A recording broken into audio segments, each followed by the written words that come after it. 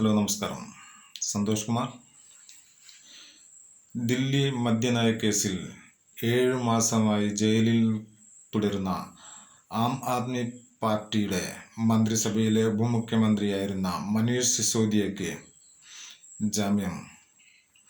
മന്ത്രിസഭാ വിഷയങ്ങളിൽ ഇടപെടുന്നതിൽ എതിർപ്പില്ലെന്ന് കോടതി.